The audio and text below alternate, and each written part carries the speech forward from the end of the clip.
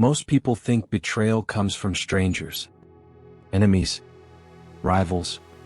They're wrong. The deepest cuts come from the people you die for. The ones who share your blood, your last name, your childhood bedroom wall. My name is Daniel, and 3 years ago I gave my younger brother, Mark, something that no amount of money can buy. I gave him a second chance at life. He thanked me by trying to destroy mine. This is the story of how my own brother tried to steal our family's inheritance, and how I made him regret it. Let me take you back to 2021. Mark was 28 years old when his body started failing. He'd always been the golden child, charming, athletic, the one my parents bragged about at dinner parties. I was the quiet older brother, the responsible one, the one who showed up early to help clean up after those same dinner parties. Then came the diagnosis: kidney failure, stage 4. I still remember the phone call. 3 in the morning. Mark's voice, small and shaking in a way I had never heard before. "Dan," he said, "my kidneys are done. They're putting me on dialysis tomorrow." I didn't hesitate. Not for a single second. "I'll get tested," I told him. My wife, Sarah, heard me from the bedroom. She sat up in bed, her face pale in the moonlight. "Daniel," she said quietly, "you have to think about this. What about your health? What about us?" But here's the thing about family. When you love someone, you don't calculate. You don't weigh risks. You just act. I drove to the hospital the next morning. They ran the test. 6 hours of poking, prodding, and waiting. The doctor came back with news that felt like fate. "Mr. Harrison," he said, "you're a match. A perfect match." Mark cried when I told him. We both did. He grabbed my hand and squeezed so hard I felt my bones shift. "You're saving my life," he whispered. "I owe you everything." I believed him. The surgery was scheduled for 3 weeks later. I spent those weeks preparing. Not just physically, drinking those horrible potassium drinks, getting my blood pressure perfect, but emotionally. I wrote letters to my 2 young daughters just in case. Stupid maybe. But when someone opens your body and removes a vital organ, you think about things you normally ignore. Sarah held my hand outside the operating room. "Are you sure?" she asked one last time. "Positive," I said. They wheeled me in. I remember counting backward from 10. I don't think I made it to 7. When I woke up, the first thing I felt was pain. A deep, hollow ache where my kidney used to be. The second thing I felt was joy. Because the nurse smiled and said, "Your brother's body accepted the kidney. He's going to be fine." I closed my eyes and cried. The first 6 months were good. Mark came to every family dinner. He thanked me publicly, constantly, almost embarrassingly. He told everyone who would listen that his big brother saved his life. But somewhere around month 7, something shifted. It started small. Mark stopped returning my texts as quickly. Then he stopped showing up to Sunday dinners. When I called to check on him, he was always busy. Always had somewhere else to be. I told myself he was just adjusting to his new normal. Getting back to work. Living his life. Then our father died. Dad had been sick for years. Cancer that spread slowly, quietly, like a thief in the night. We knew it was coming. But knowing doesn't prepare you. It never does. The funeral was gray and cold. Standing at the grave, watching them lower his casket into the frozen ground, I felt something crack inside me. Mark stood on the other side of the grave. He didn't look at me once. After the service, the family gathered at the old house, our childhood home. The smell of coffee and cheap pastries filled the kitchen while relatives whispered condolences in hushed voices.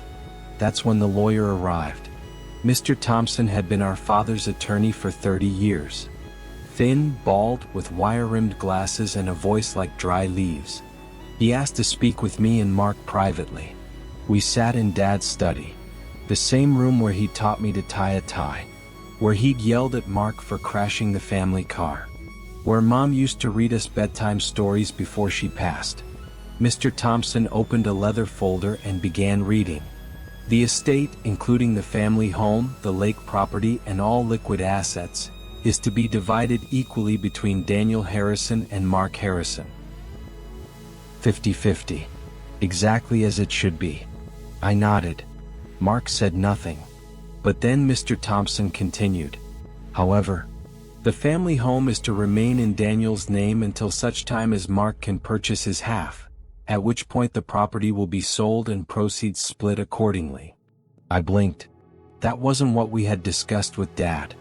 Apparently, it wasn't what Mark had expected either. His face went red, then white, then red again. What the hell does that mean? Mark said, standing up. It means, Mr. Thompson said calmly, that your father wanted Daniel to have controlling interest in the house. Given the circumstances of the past few years.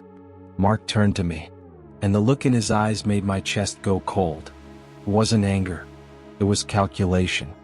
2 weeks later, I got a letter in the mail. Certified. Legal. From a law firm I didn't recognize. I opened it in my kitchen while making breakfast for my daughters. Sarah was reading the paper. The letter was 3 pages long. The summary was simple. Mark was suing me. He claimed that I had unduly influenced our father. That I had manipulated a sick, dying man into changing his will. That I had used my position as caregiver to steal what was rightfully his. He was demanding full ownership of the family home, and back rent, and legal fees, and he was using my kidney as evidence. Let me say that again. My brother, the man whose life I saved, whose blood still flows through my donated organ, was arguing in legal documents that I had manipulated our father because of the emotional leverage of having saved Mark's life. He was weaponizing my sacrifice against me. Sarah dropped her coffee mug. It shattered on the tile floor. He's doing what? She whispered. I couldn't answer. I just stared at the letter, watching the words blur together. My brother. My own brother. The baby I watched take his first steps. The kid I protected from schoolyard bullies. The man I gave a piece of my body to keep alive. He was trying to take everything. Not just the house. Not just the money. He was trying to erase me. To rewrite history. To make himself the victim and me the villain. I called him. No answer. I texted him. No reply. I drove to his apartment. He wouldn't open the door. Through the wood, I heard him say one thing. Talk to my lawyer, Dan. I hired a lawyer. A good one. An expensive one. Her name was Patricia. She was 62 years old, 5 feet tall, and absolutely terrifying. When I showed her Mark's claim, she laughed. Actually laughed. He's arguing that your kidney donation gave you emotional leverage over your dying father? She said. That's correct. And his evidence for this is, what exactly? His own testimony, I guess. Patricia shook her head. This won't hold up. But it's going to cost you. Emotionally and financially. She was right. The legal battle lasted 8 months. 8 months of depositions, hearings, and sleepless nights. 8 months of watching my savings drain away. 8 months of explaining to my daughters why they couldn't see their uncle anymore. Mark fought dirty. He dragged our family's private struggles into open court. He painted our father as confused and vulnerable. He suggested, without evidence, without shame, that I had isolated Dad in his final months. And through it all, he never once looked me in the eye. At the final hearing, the judge asked Mark a simple question. Mr. Harrison, your brother donated a kidney to you. Is that correct? Mark paused. For a moment, just a moment, I saw something flicker across his face. Shame maybe. Or guilt. Yes, he said quietly. And you're now suing him for controlling interest in your father's estate? Yes. The judge stared at him for a long, uncomfortable silence. Then she ruled. Motion denied. Mr. Daniel Harrison retains controlling interest in the family home. Mr. Mark Harrison is ordered to pay all court costs and legal fees. Mark's face crumbled. But I didn't feel victory. I felt hollow. After the hearing, Mark approached me in the hallway. He looked smaller than I remembered, thinner. The kidney I gave him was still working. I knew that much from the medical reports. But something else inside him had died. "Dan," he said. "I'm sorry." I waited. The lawyers told me I had a case. They said, "Stop," I said. He stopped. "I didn't give you a kidney so you could owe me," I said. "I gave it to you because you were my brother. Because I loved you. Because that's what family does." Mark's eyes filled with tears. "But you tried to take everything from me.